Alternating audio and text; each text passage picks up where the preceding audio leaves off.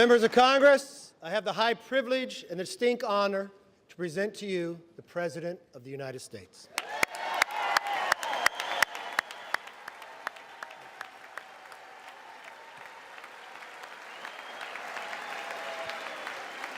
Mr. Speaker. Thank you. You can smile. It's okay. Thank you, thank you, thank you. Thank you. Please.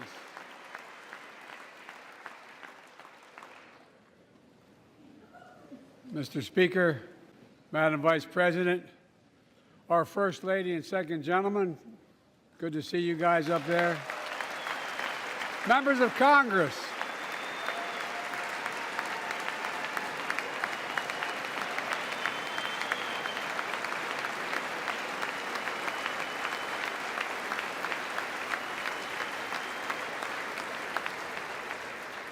by the way, Chief Justice, I may need a court order. She gets to go to the game tomorrow, next week.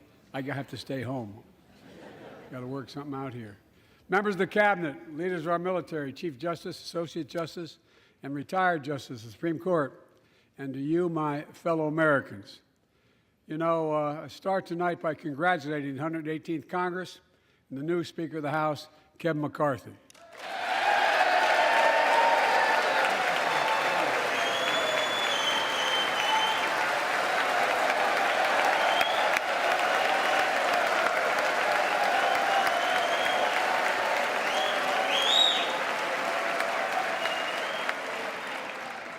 Speaker, I don't want to ruin your reputation, but I look forward to working with you. And I want to congratulate the new leader of the House Democrats, the first African-American minority leader in history, Hakeem Jeffries.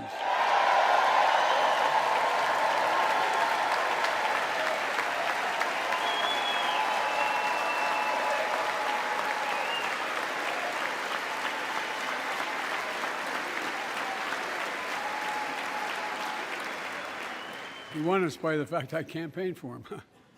Congratulations to the longest-serving leader in the history of the United States Senate, Mitch McConnell. Where are you, Mitch?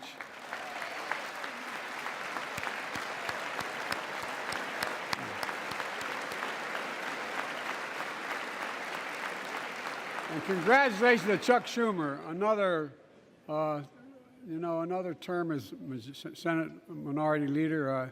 I think you. Only this time you have a slightly bigger majority, Mr. Leader. You're the majority leader. About that much bigger? Yeah. Well, I tell you what. I want to give special recognition to someone who I think is going to be considered the greatest speaker in the history of the House of Representatives, Nancy Pelosi.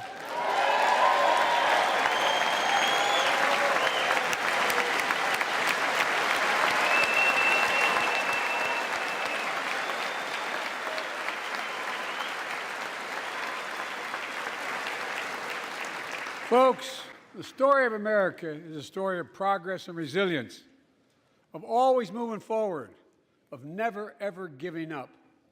It's a story unique among all nations. We're the only country that has emerged from every crisis we've ever entered stronger than we got into it. Look, folks, that's what we're doing again. 2 years ago, the economy was reeling. I stand here tonight after we've created, with the help of many people in this room, 12 million new jobs, more jobs created in 2 years than any president's created in 4 years, because of you all, because of the American people. 2 years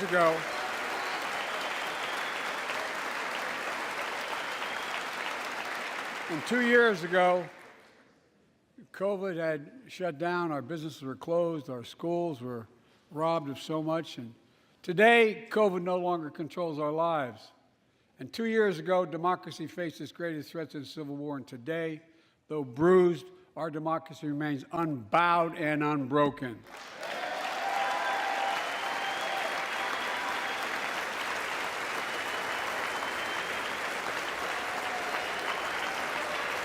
As we gather here tonight, we're writing the next chapter in the great American story, a story of progress and resilience.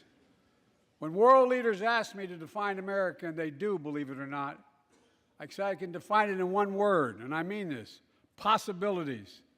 We don't think anything is beyond our capacity. Everything is a possibility. You know, we're often told that Democrats and Republicans can't work together. But over the past 2 years, we've proved the cynics and naysayers wrong. Yes, we disagreed plenty. And yes, there were times when Democrats went alone. But time and again, Democrats and Republicans came together to defend a stronger and safer Europe. It came together to pass once-in-a-generation infrastructure law, building bridges connecting our nation and our people. We came together to pass the most significant law ever, helping victims exposed to toxic burn pits. And in fact,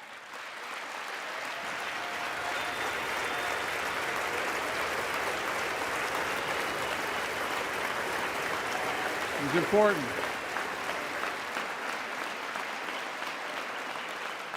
And in fact, I signed over 300 bipartisan pieces of legislation since becoming president, from reauthorizing the Violence Against Women Act, the Electoral Count Reform Act, the Respect for Marriage Act that protects the right to marry the person you love.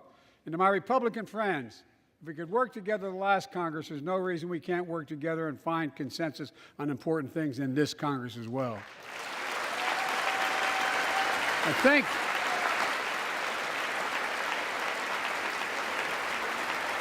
folks, you all are as informed as I am, but I think the people sent us a clear message. Fighting for the sake of fighting, power for the sake of power, conflict for the sake of conflict gets us nowhere. That's always been my vision of our country, and I know it's many of yours. To restore the soul of this nation, to rebuild the backbone of America, America's middle class, and to unite the country. We've been sent here to finish the job, in my view. For decades, the middle class has been hollowed out in more than, and not no one administration, but for a long time. Too many good-paying manufacturing jobs move overseas. Factories closed down. Once thriving cities and towns that many of you represent became shadows of what they used to be. And along the way, something else we lost: pride, our sense of self-worth.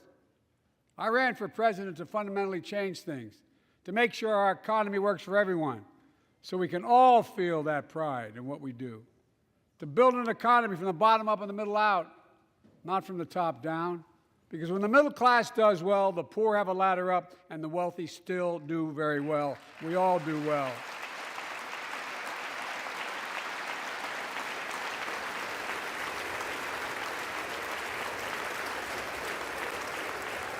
I know a lot of you always kid me for always quoting my dad, but my dad used to say, Joey, a job's about a lot more than a paycheck.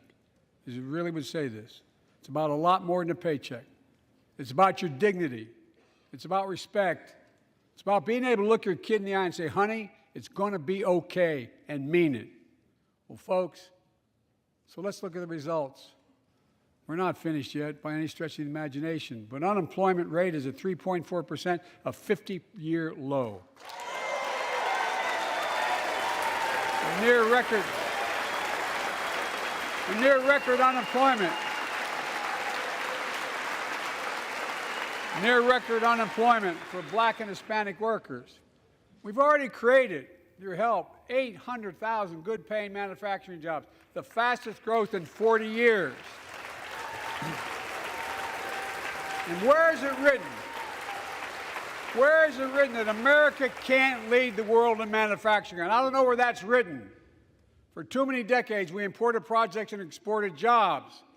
Now, thanks to what you've all done, we're exporting American products and creating American jobs. Folks, Inflation has been a global problem because the pandemic disrupted our supply chains, and Putin's unfair and brutal war in Ukraine disrupted energy supplies as well as food supplies, blocking all that grain in Ukraine. But we're better positioned than any country on earth right now. But we have more to do. But here at home, inflation is coming down. Here at home, gas prices are down $1.50 from their peak. Food inflation is coming down, not fast enough, but coming down. Inflation has fallen every month for the last 6 months, while take-home pay has gone up. Additionally, over the last 2 years, a record 10 million Americans applied to start new businesses. 10 million. And by the way, every time someone starts a small business is an act of hope. And Madam Vice President, I want to thank you for leading that effort to ensure that small businesses have access to capital and the historic laws we enacted that are going to just come into being. Standing here last year, I shared with you a story of American genius and possibilities. Semiconductors, small computer chips the size of a fingerprint that power everything, from cell phones to automobiles and so much more. These chips were invented in America. Let's get that straight. They were invented in America. We used to make 40% of the world's chips. In the last several decades, we lost our edge. We're down to only producing 10%. We all saw what happened during the pandemic when chip factories shut down overseas. Today's automobiles need 3,000 chips, each of those automobiles. But American automobiles couldn't make enough cars because there weren't enough chips. Car prices went up, people got laid off, so did everything from refrigerators to cell phones. We can never let that happen again. That's why we came together to pass the Bipartisan Chips and Science Act.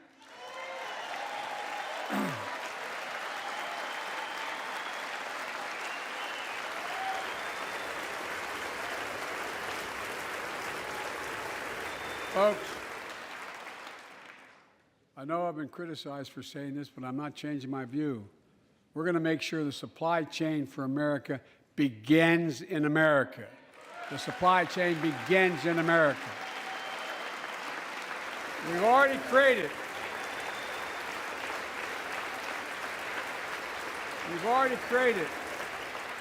800,000 new manufacturing jobs without this law, before the law kicks in.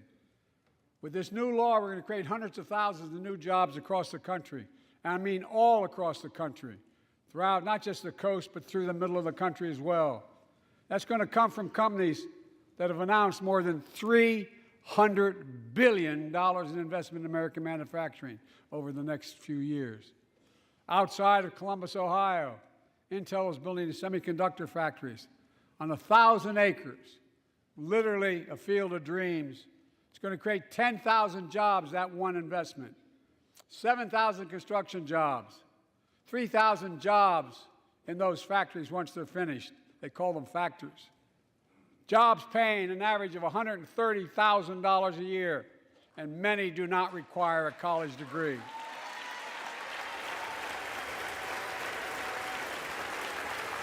Jobs.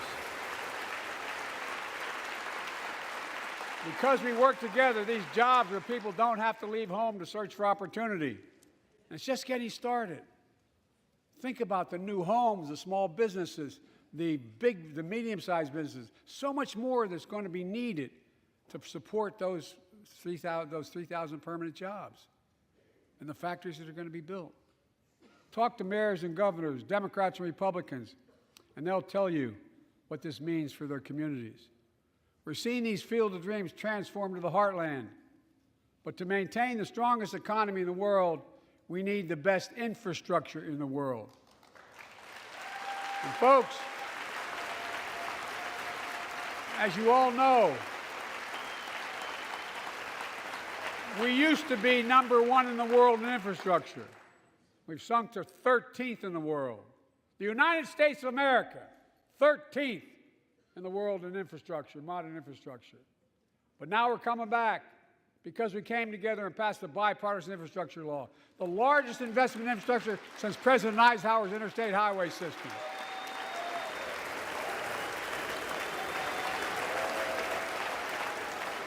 And folks, already we've funded over 20,000 projects, including major airports from Boston to Atlanta to Portland. Projects that are going to put thousands of people to work rebuilding our highways, our bridges, our railroads, our tunnels, ports, airports, clean water, high-speed internet, all across America. Urban, rural, tribal. And folks, we're just getting started. We're just getting started. and I mean this sincerely. I want to thank my Republican friends who voted for the law, and my Republican friends who voted against it as well.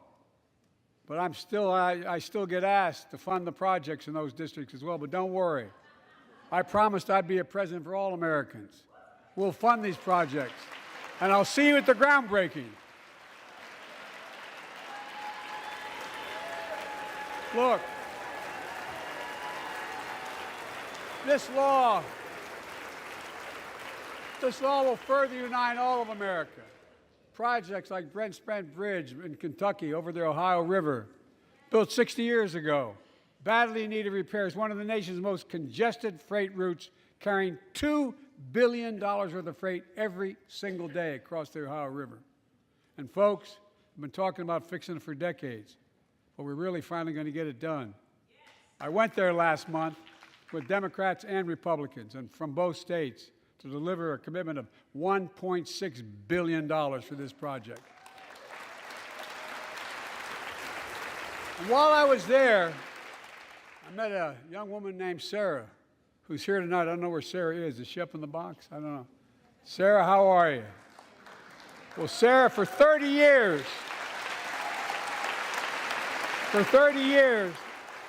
I learned, she told me she'd been a proud member of the Iron Workers Local 44, known as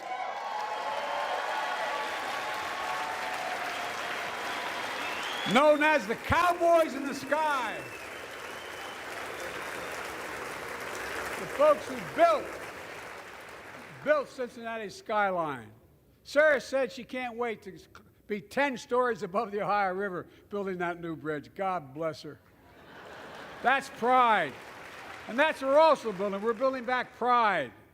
Look, we're also replacing poisonous lead pipes that go into 10 million homes in America, 400,000 school and child care centers. So every child in America can drink the water instead of having permanent damage to their brain. Look, we're making sure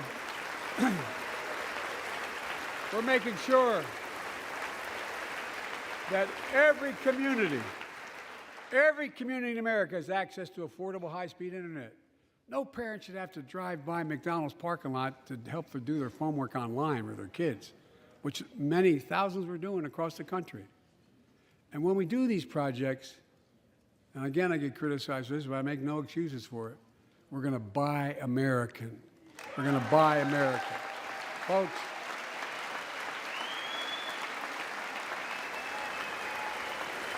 and it's totally consistent with international trade rules. Buy America has been the law since 1933, but for too long, past administrations, Democrat and Republican, have fought to get around it. Not anymore. Tonight, I'm announcing new standards that require all construction materials used in federal infrastructure projects to be made in America. Made in America. I mean it. Lumber, glass, drywall, fiber optic cable. And on my watch, American roads, bridges, and American highways are going to be made with American products as well. Folks, my economic plan is about investing in places and people that have been forgotten. So many of you listening to me tonight, I know you feel it. So many of you felt like you've just simply been forgotten. Amid the economic upheaval of the past 4 decades, too many people have been left behind and treated like they're invisible. Maybe that's you watching from home. Remember the jobs that went away. You remember them, don't you? The folks at home remember them. You wonder whether the path even exists anymore for your children to get ahead without having to move away. Well, that's why I get that. That's why we're building an economy where no one's left behind. Jobs are coming back. Pride is coming back because choices we made in the last several years. You know, this is, in my view, a blue-collar blueprint to rebuild America and make a real difference in your lives at home. For example, too many of you lay in bed at night like my dad did, staring at the ceiling, wondering what in God's name happens if your spouse gets cancer, or your child gets deadly ill, or something happens to you. What are you going to have? You get money to pay for those medical bills? Or are you going to have to sell the house or try to get a second mortgage on it? I get it. I get it.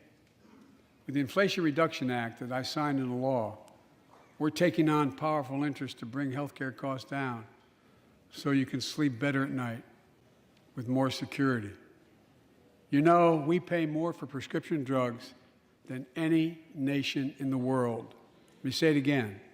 We pay more for prescription drugs than any major nation on earth. For example, 1 in 10 Americans has diabetes. Many of you in this chamber do, and in the audience. But every day, millions need insulin to control their diabetes so they can literally stay alive. Insulin's been around for over 100 years. The guy who invented it didn't even patent it because he wanted it to be available for everyone. It cost the drug companies roughly $10 a vial to make that insulin. Packaging and all, you may get up to $13. But Big Pharma has been unfairly charging people hundreds of dollars, $400 to $500 a month, making record profits. Not anymore. Not anymore.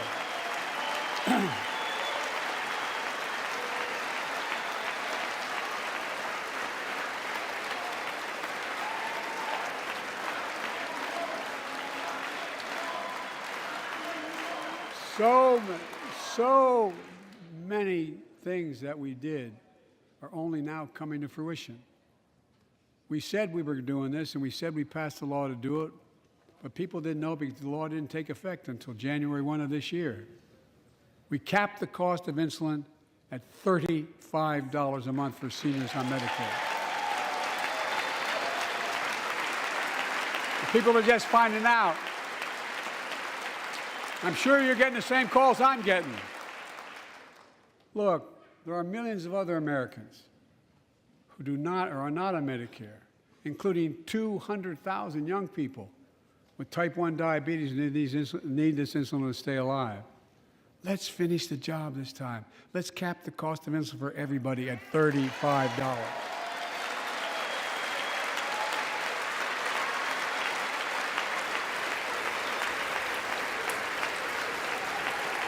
Folks, and Big Pharma is still going to do very well, I promise you all. I promise you they're going to do very well. This law also caps and won't even go into effect until 2025. It costs out-of-pocket drug costs for seniors on Medicare at a maximum of $2,000 a year. You don't have to pay more than $2,000 a year, no matter how much your drug costs are. Because you know why? You all know it. Many of you, like many in my family, have cancer. You know the drugs can range from $10,000, $11,000, $14,000, $15,000 for the cancer drugs. And if drug prices rise faster than inflation, drug companies are going to have to pay Medicare back the difference. And we're finally giving Medicare the power to negotiate drug prices. Bringing down prescription drug costs doesn't just save seniors money, it cuts the federal deficit by billions of dollars, by hundreds of billions of dollars. Because these prescription drugs are drugs purchased by Medicare to keep their commitment to the seniors. Well, guess what? Instead of paying $400 or $500 a month, you're paying $15. That's a lot of savings for the federal government. And by the way, why wouldn't we want that? Now, some members here are threatening, and I know it's not an official party position, so I'm not going to exaggerate, but threatening to repeal the Inflation Reduction Act. As my coach, that's okay, that's fair. As my football coach used to say, lots of luck in your senior year. Make no mistake, if you try anything to raise the cost of prescription drugs, I will veto it. Look, I'm pleased to say that more Americans have health insurance now than ever in history. A record 16 million people are enrolled in the Affordable Care Act. And thanks to the law I signed last year, millions are saving $800 a year on their premiums. And by the way, that law was written and the benefit expires in 2025. So my plea to some of you, at least in this audience, let's finish the job and make these savings permanent. Expand coverage of Medicaid.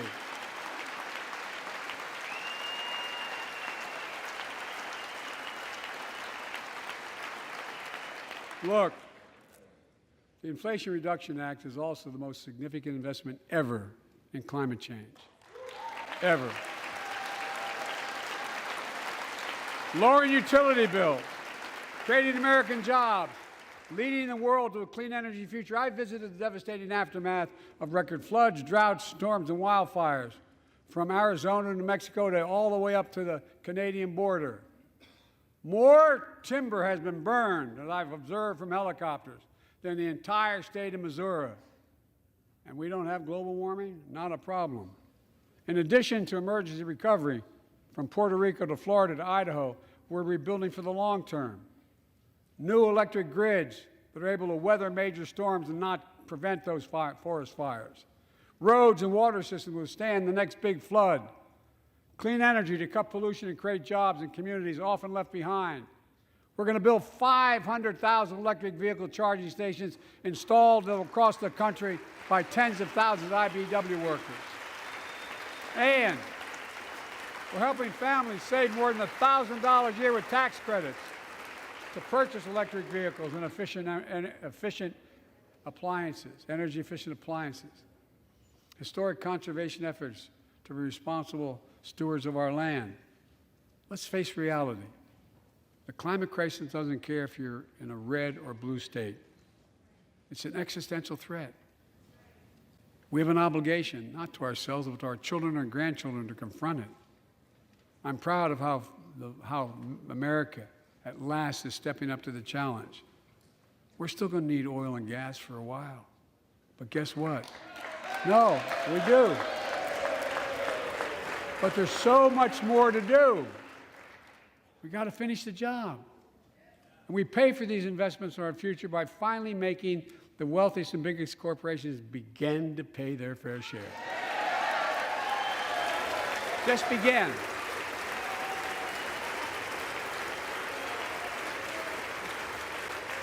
Look, I'm a capitalist. But pay your fair share.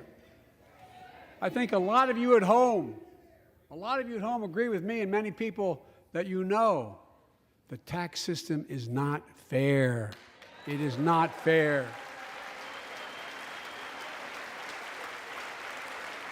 Look,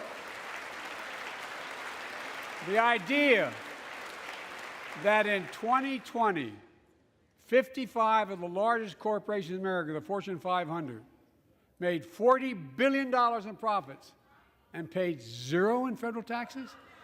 Zero? Folks, it's simply not fair. But now, because of the law I signed, billion-dollar companies have to pay a minimum of 15%. God love them. 15%. That's less than a nurse pays.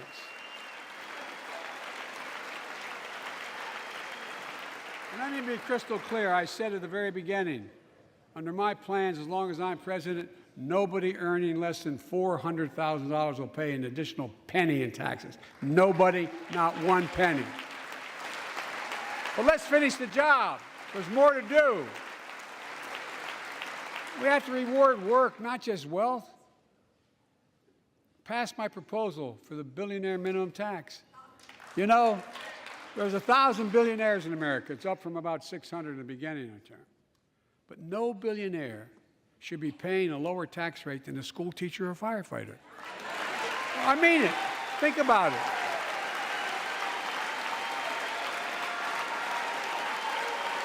I mean, look.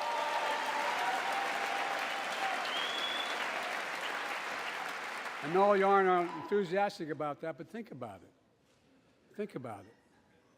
Have you noticed Big Oil just reported its profits, record profits? Last year they made $200 billion in the midst of a global energy crisis. I think it's outrageous. Why? They invested too little of that profit in increased domestic production. And when I talk to a couple of them, they say, we're afraid you're going to shut down all the oil wells, all the oil refineries anyway, so why should we invest in them? I said, we're going to need oil for at least another decade. And that's going to exceed, and beyond that, we're going to need it. Production. If they had, in fact, invested in the production to keep gas prices down, instead, they used the record profits to buy back their own stock, rewarding their CEOs and shareholders. Corporations ought to do the right thing. That's why I propose we quadruple the tax on corporate stock buybacks and encourage long-term investments. They'll still make considerable profit. Let's finish the job and close the loopholes that allow very wealthy to avoid paying their taxes. Instead of cutting the number of audits for wealthy taxpayers, I just signed a law to reduce the deficit by $114 billion by cracking down on wealthy tax cheats. That's being fiscally responsible. In the last 2 years, my administration has cut the deficit by more than $1.7 trillion, the largest deficit reduction in American history.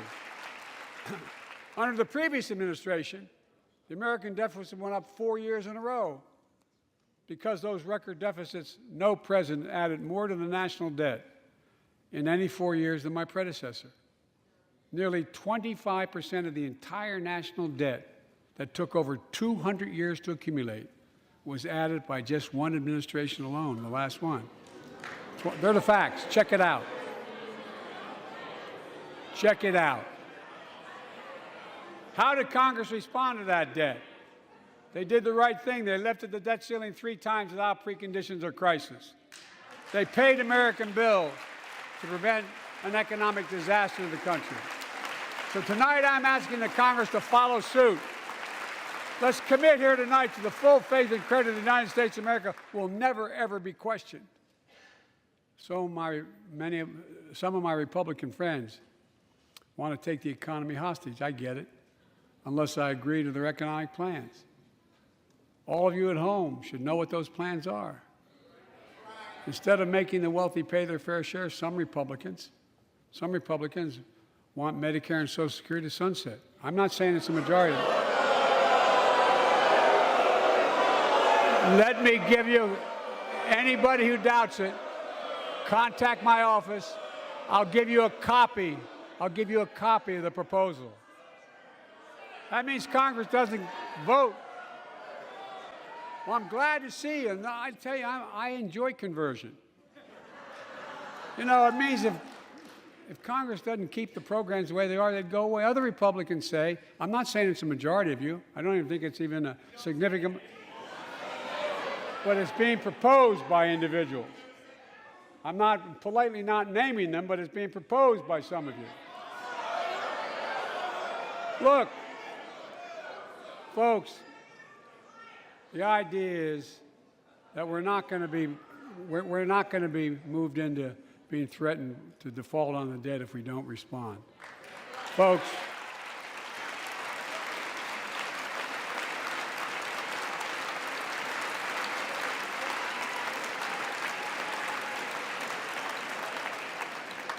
Folks, as we all apparently agree, Social Security and Medicare is off the books now, right? They're not to be started. All right. I'm ready.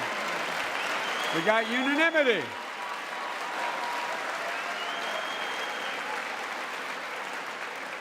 Social Security and Medicare are a lifeline for millions of seniors. Americans have to pay into them from the very first paycheck they started.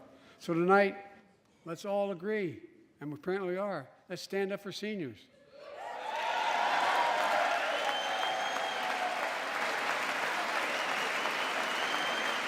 Stand up and show them. We'll not cut Social Security. We will not cut Medicare. Those benefits belong to the American people. They earned it. And if anyone tries to cut Social Security, which apparently no one's going to do, and if anyone tries to cut Medicare, I'll stop them. I'll veto it. And look, I'm not going to allow them to be taken away. Not today, not tomorrow, not ever. But apparently it's not going to be a problem. Next month, when I offer my fiscal plan, I ask my Republican friends to lay down their plan as well. I really mean it. Let's sit down together and discuss our mutual plans together. Let's do that.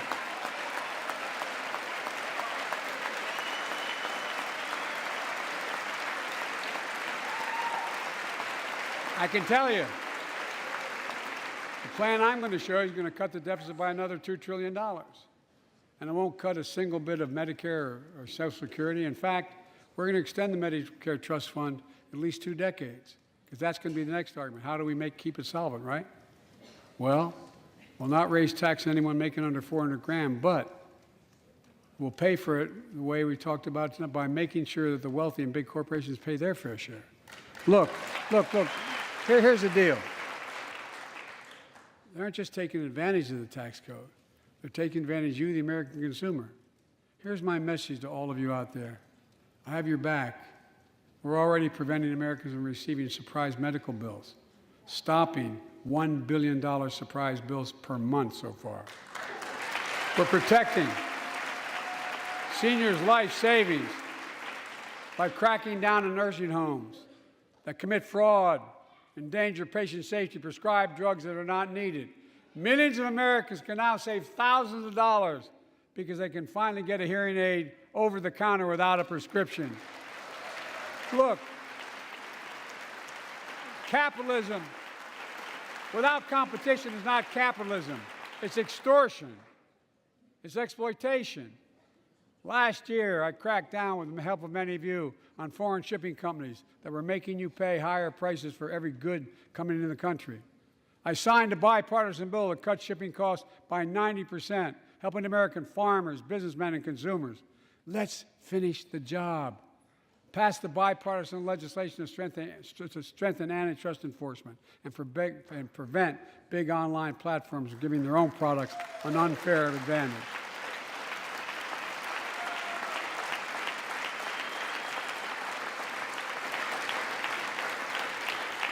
My administration is also taking on junk fees, those hidden surcharges too many companies use to make you pay more. For example, we're making airlines show you the full ticket price up front, refund your money if your flight is canceled or delayed. We've reduced exorbitant bank overdrafts by saving consumers more than $1 billion a year. We're cutting credit card late fees by 75%, from $30 to $8. Look, junk fees may not matter to the very wealthy, but they matter to most other folks in homes like the one I grew up in, like many of you did. They add up to hundreds of dollars a month. They make it harder for you to pay your bills or afford that family trip. I know how unfair it feels when a company overcharges you and gets away with it. Not anymore. We've written a bill to stop it all. It's called the Junk Fee Prevention Act. We're going to ban surprise resort fees that hotels charge on your bill. Those fees can cost you up to $90 a night at hotels that aren't even resorts. The idea that cable, internet, and cell phone companies can charge you $200 or more if you decide to switch to another provider. Give me a break.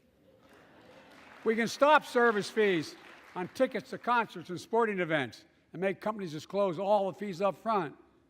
And we'll prohibit airlines from charging $50 round trip for a family just to be able to sit together. Baggage fees are bad enough. Airlines can't treat your child like a piece of baggage. Americans are tired of being. We're tired of being played for suckers.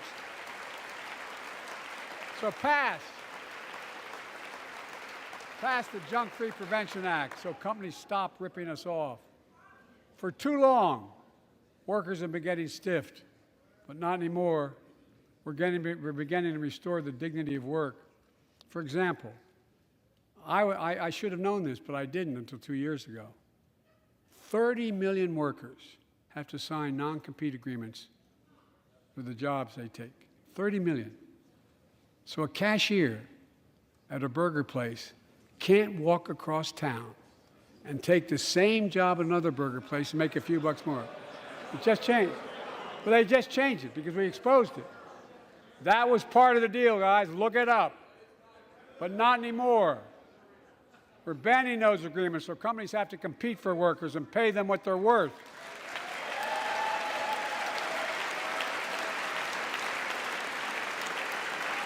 And I must tell you, this is bound to get a response from my friends on my left but the right. I'm so sick and tired of companies breaking the law by preventing workers from organizing.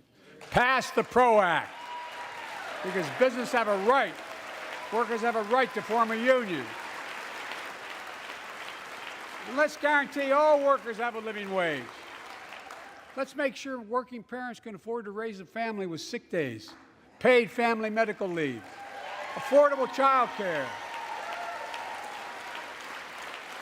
That's going to enable millions of more people to go and stay at work. And let's restore the full child tax credit, which gave tens of millions of parents some breathing room and cut child poverty in half to the lowest level in history. And by the way, when we do all these things, we increase productivity. We increase economic growth. So let's finish the job and get more families access to affordable, quality housing. Let's get seniors who want to stay in their homes the care they need to do so. Let's give more breathing room to millions of family caregivers looking after their loved ones. Pass my plan so we get seniors and people with disabilities the home care and services they need. And support the workers who are doing God's work. These plans are fully paid for, and we can afford to do them. Restoring the dignity of work means making education an affordable ticket to the middle class. You know, when we made public education, 12 years of it, universal in the last century, we made the best educated, best paid, we became the best educated, best paid nation in the world. But the rest of the world's caught up. It's caught up. Jill, my wife, who teaches full time, has an expression. I hope I get it right, kid. Any nation that out-educates us is going to out-compete us. Any nation that out-educates is going to out-compete us. Folks, we all know 12 years of education is not enough to win the economic competition of the 21st century. We want to have the best educated workforce. Let's finish the job by providing access to preschool for 3 and 4 years old. Studies show that children who go to preschool are nearly 50% more likely to finish high school and go on to earn a 2 or 4 year degree, no matter their background they came from. Let's give public school teachers a raise.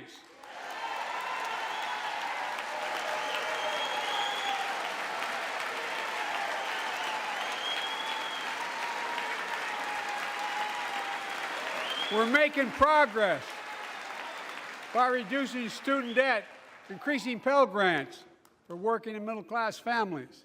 Let's finish the job and connect students to career opportunities starting in high school.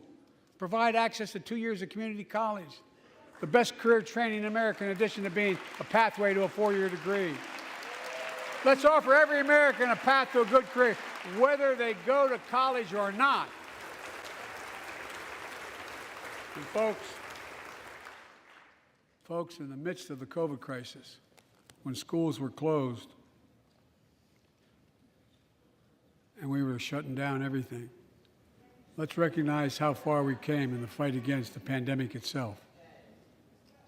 While the virus is not gone, thanks to the resilience of the American people and the ingenuity of medicine, we've broken the COVID grip on us. COVID deaths are down by 90%. We've saved millions of lives and opened up our country. We opened our country back up. And soon we'll end the public health emergency. But that's called a public health emergency. But we'll remember the toll and pain that's never going to go away. More than 1 million Americans lost their lives to COVID. 1 million. Families grieving, children orphaned, empty chairs at the dining room table constantly reminding you that she used to sit there. Remembering them, we remain vigilant. We still need to monitor dozens of variants and support new vaccines and treatments. So Congress needs to fund these efforts and keep America safe. And as we emerge from this crisis stronger, we're also got to double down on prosecuting criminals who stole relief money meant to keep workers and small businesses afloat.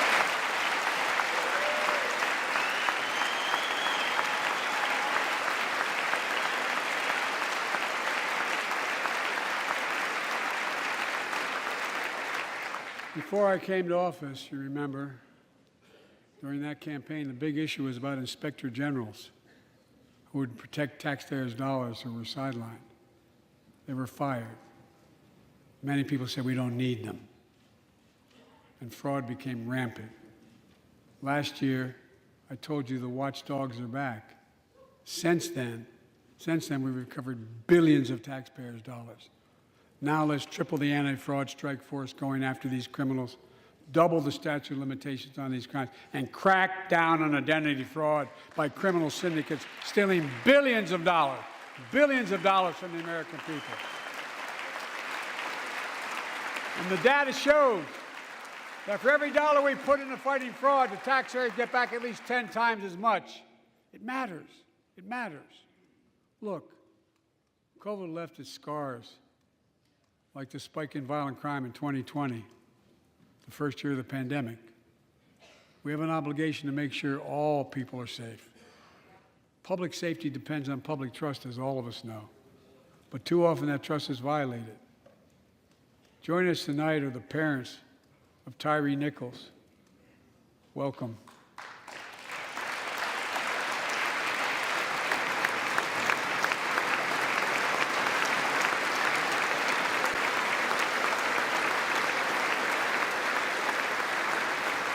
We had to bury Tyree last week. As many of you personally know, there's no words to describe the heartache or grief of losing a child. But imagine if you lost that child at the hands of the law. Imagine having to worry whether your son or daughter came home from walking down the street, or playing in the park, or just driving a car. Most of us in here have never had to have the talk that brown and black parents have had to have with their children. Bo, Hunter, Ashley, my children, I never had to have the talk with them. I never had to tell them if a police officer pulls you over, turn your interior lights on right away. Don't reach for your license. Keep your hands on the steering wheel. Imagine having to worry like that every single time your kid got in a car. Here's what Tyree's mother shared with me when I spoke to her. When I asked her how she finds the courage to carry on and speak out. With the faith of God, she said her son was, quote, a beautiful soul, and something good will come of this.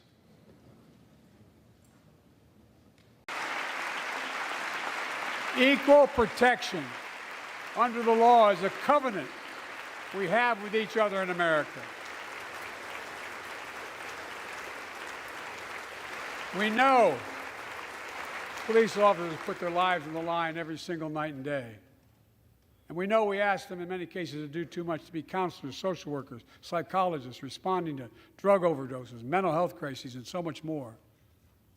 In one sense, we ask much too much of them. I know most cops and their families are good, decent, honorable people, the vast majority. But they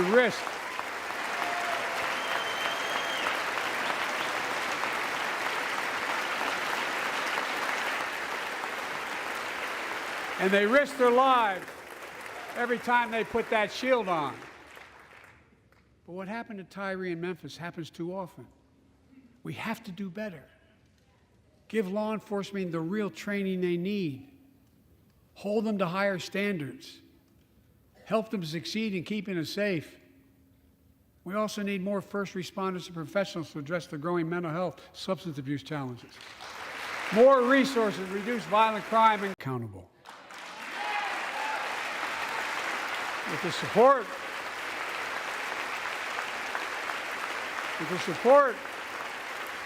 of the families of victims, civil rights groups, and law enforcement, I signed an executive order for all federal officers banning chokeholds, restricting no-knock warrants, and other key elements of the George Floyd Act. Let's commit ourselves to make the words of Tyler's mom true. Something good must come from this. Something good. And all of us,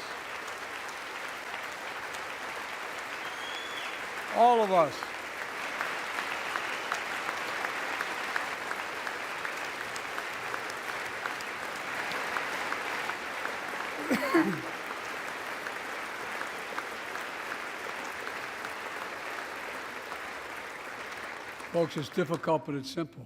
All of us in this chamber, we need to rise to this moment. We can't turn away. Let's do what we know in our hearts that we need to do. Let's come together to finish the job on police reform. Do something. Do something. That was the plea of parents who lost their children in Uvalde. I met with every one of them. Do something about gun violence. Thank God. Thank God we did. Passing the most sweeping gun safety law in 3 decades. That includes things like that the majority of responsible gun owners already support. Enhanced background checks for 18 to 21 years old. Red flag laws, keeping guns out of the hands of people who are a danger to themselves and others. But we know our work is not done. Joining us tonight is Brandon Say, a 26-year-old hero. Brandon put his college dreams on hold to be at his mom's side when she was dying from cancer. And Brandon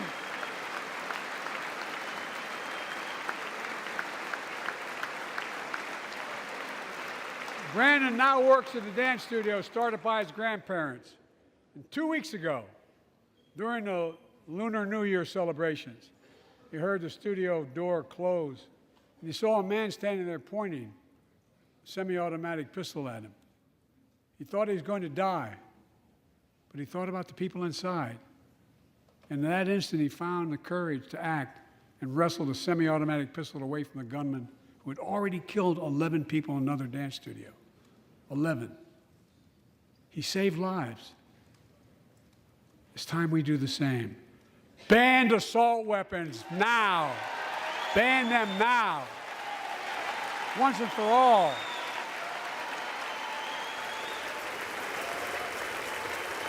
I led the fight to do that in 1994.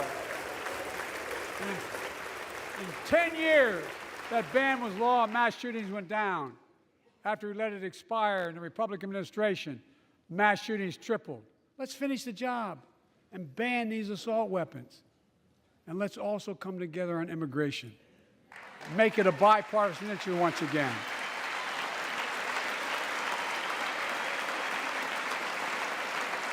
We now have a record number of personnel working to secure the border, arresting 8,000 human smugglers, seizing over 23,000 pounds of fentanyl in just the last several months. We've launched a new border plan last month. Unlawful migration from Cuba, Haiti, Nicaragua, and Venezuela has come down 97% as a consequence of that.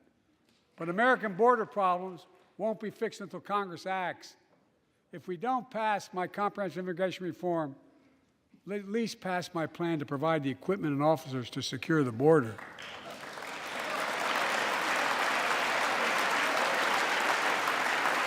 And a pathway to citizenship for dreamers, those on temporary status, farm workers, essential workers. Here in the People's House, it's our duty to protect all the people's rights and freedoms. Congress must restore the right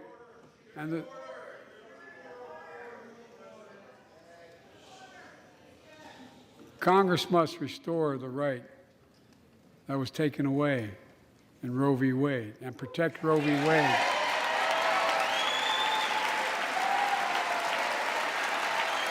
Give every woman a consular right.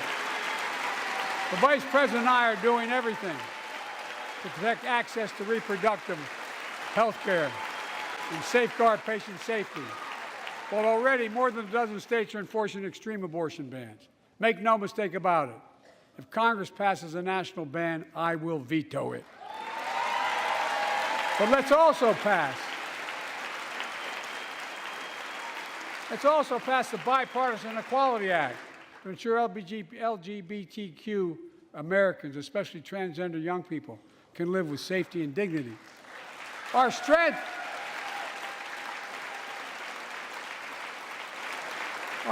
is not just the example of our power, but the power of our example. Let's remember the world's watching. I spoke from this chamber 1 year ago, just days after Vladimir Putin unleashed his brutal attack against Ukraine. A murderous assault, evoking images of death and destruction Europe suffered in World War II. Putin's invasion has been a test for the ages, a test for America, a test for the world. Would we stand for the most basic of principles? Would we stand for sovereignty?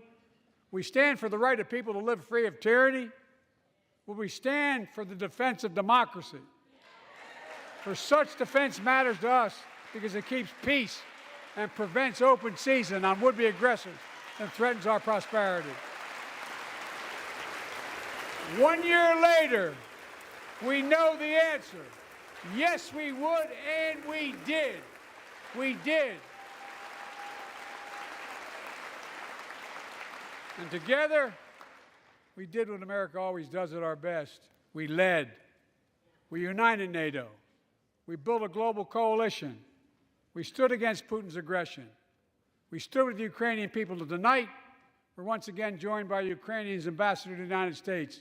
She represents not just her nation, but the courage of her people. Our ambassador is here, we're united in our support of your country. Will you stand so we can all take a look at you? Thank you.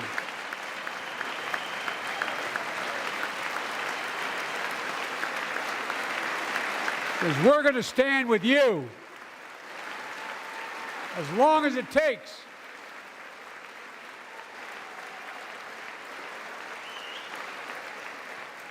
Our nation is working for more freedom, more dignity, more peace, not just in Europe, but everywhere. Before I came to office, the story was about how the People's Republic of China was increasing its power and America was failing in the world. Not anymore. We made clear, and I made clear in my personal conversations, which have been many, with President Xi, that we seek competition, not conflict. But I will make no apologies that we're investing to make America stronger, investing in American innovation and industries that will define the future that China intends to be dominating, investing in our alliances and working with our allies to protect advanced technologies so they will not be used against us, modernizing our military to safeguard stability and deter aggression.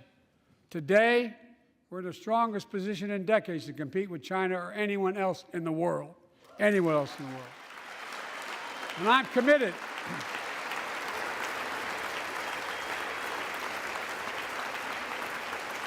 I'm committed to work with China where we can advance American interests and benefit the world. But make no mistake about it. As we made clear last week, if China threatens our sovereignty, we will act to protect our country, and we did.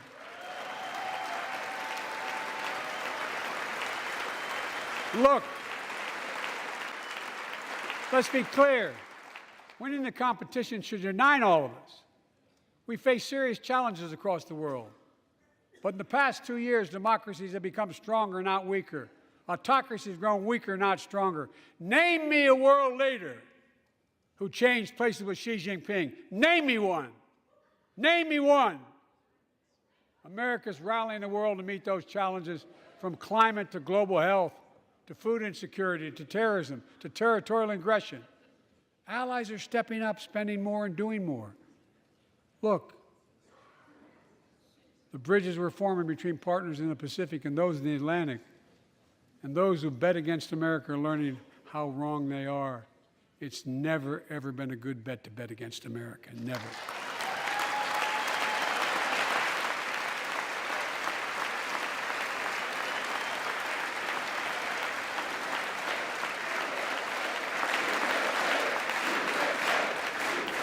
Well,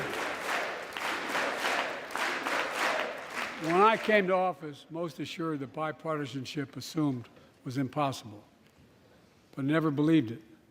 That's why a year ago I offered a unity agenda to the nation as I stood here. We made real progress together. We passed a law making it easy for doctors to prescribe effective treatments for opioid addiction. We passed the gun safety law, making historic investments in mental health. We launched the ARPA-H drive for breakthrough in the fights against cancer, Alzheimer's, and diabetes, and so much more.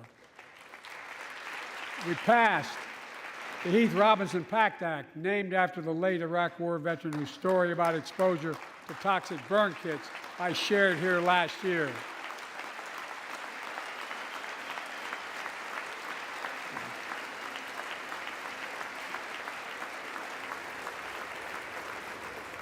I understand something about those burn pits, but there's so much more to do. And we can do it together. Joining us tonight is a father named Doug from Newton, New Hampshire. He wrote Jill, my wife, a letter, and me as well, about his courageous daughter, Courtney. A contagious laugh, his sister's best friend, her sister's best friend. He shared a story all too familiar to millions of Americans and many of you in the audience. Courtney discovered pills in high school. It spiraled into addiction and eventually death from a fentanyl overdose. She was just 20 years old. Describing the last 8 years without her, Doug said, "There's no worse pain." Yet their family has turned pain to purpose, working to end the stigma and change laws. He told us he wants to start a journey toward American recovery. Doug, we're with you. Fentanyl is killing more than 70,000 Americans a year. Big, you got it.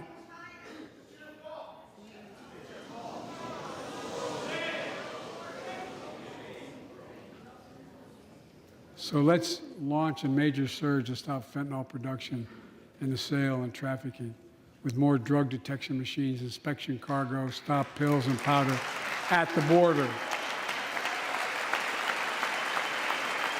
Working with couriers like FedEx to inspect more packages for drugs. Strong penalties to crack down on fentanyl trafficking. Second, let's do more in mental health, especially for our children. When millions of young people are struggling with bullying, violence, trauma, we owe them greater access to mental health care at their schools. We must finally hold social media companies accountable for experimenting they're doing running children for profit.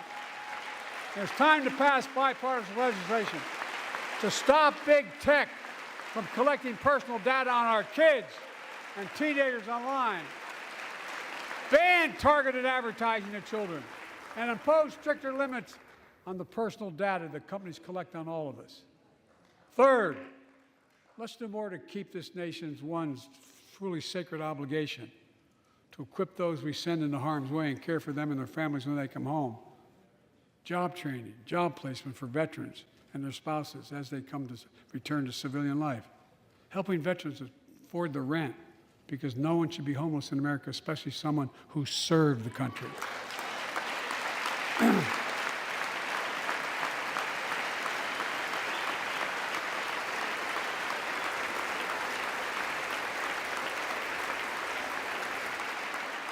Dennis McDonough is here of the VA. We had a first real discussion when I asked him to take the job. I'm glad he did. We were losing up to 25 veterans a day on suicide. Now we're losing 17 a day to the silent scourge of suicide. 17 veterans a day are committing suicide. More than all the people being killed in the wars. Folks, VA is doing everything it can, including expanding mental health screening, proven programs that recruits veterans to help other veterans understand what they're going through, get them the help they need. We got to do more. And fourth, last year, Jill and I reignited the cancer moonshot that I was able to start with President Obama asked me to lead our administration on this issue. Our goal is to cut the cancer death rates at least by 50% in the next 25 years. Turn more cancers from death sentences to treatable diseases. Provide more support for patients and their families. It's personal to so many of us in this audience. Joining us are Morris and Candice, an Irishman and the daughter of immigrants from Panama. They met and fell in love in New York City and got married in the same chapel Jill and I got married in New York City. Kindred spirits. He wrote us a letter about his little daughter, Ava, and I saw her just before I came over. She was just a year old when she was diagnosed with rare kidney disease, cancer.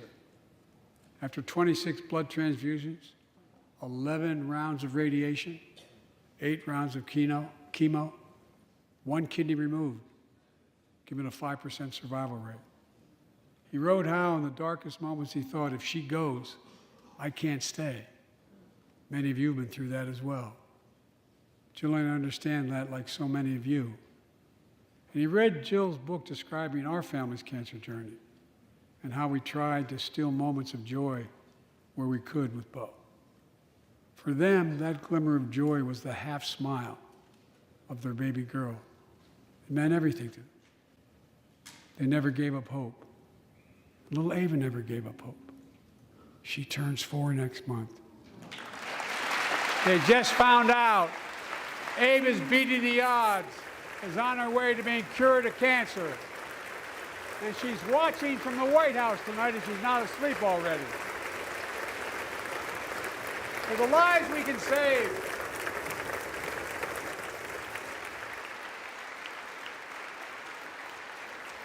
For the lives we can save and the lives we've lost, let this be a truly American moment that rallies the country and the world together and proves that we can still do big things.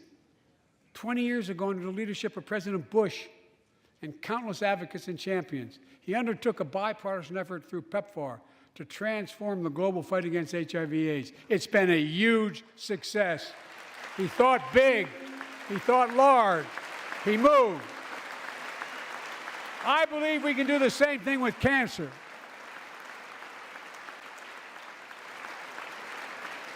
Let's end cancer as we know it. Cure some cancers once and for all. Folks, there's one reason why we've been able to do all of these things. Our democracy itself. It's the most fundamental thing of all. With democracy, everything's possible.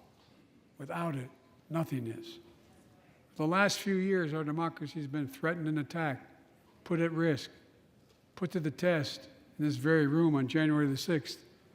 And then just a few months ago, an unhinged big lie assailed and unleashed a political violence, the home of the then Speaker of the House of Representatives, using the very same language the insurrectionists used as they stalked these halls and chanted on January 6th. Here tonight in this chamber is a man who bears the scars of that brutal attack, but is as tough and as strong and as resilient as they get. My friend Paul Pelosi. Paul, stand up.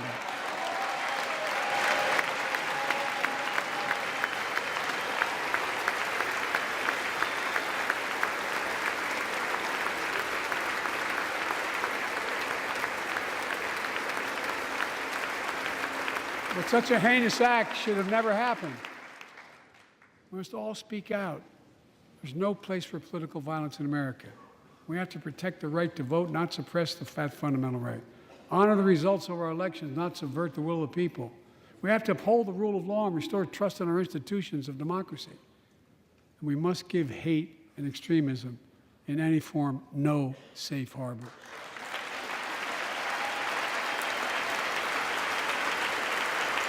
Democracy must not be a partisan issue. It's an American issue. Every generation of Americans has faced a moment where they have been called to protect our democracy, defend it, stand up for it. And this is our moment. My fellow Americans, we meet tonight at an inflection point, one of those moments that only a few generations ever face, where the direction we now take is going to decide the course of this nation for decades to come. We're not bystanders of history. We're not powerless before the forces that confront us. It's within our power of we, the people. We're facing the test of our time. We have to be the nation we've always been at our best, optimistic, hopeful, forward-looking. A nation that embraces light over dark, hope over fear, unity over division, stability over chaos. We have to see each other not as enemies, but as fellow Americans. We're good people. The only nation in the world built on an idea, the only one.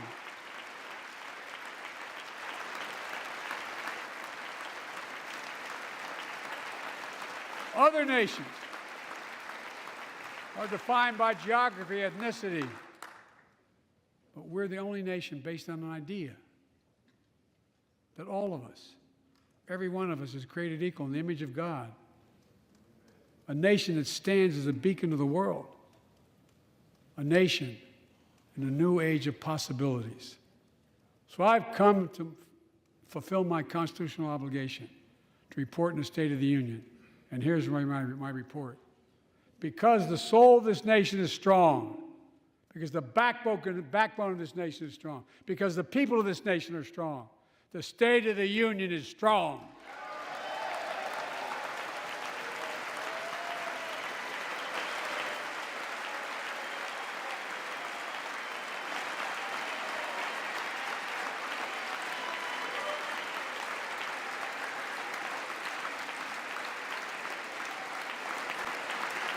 I'm not new to this place. I stand here tonight having served as long as about any one of you have ever served here. But I've never been more optimistic about our future, about the future of America. We just have to remember who we are. We're the United States of America, and there's nothing beyond our capacity if we do it together. God bless you all, and may God protect our troops. Thank you.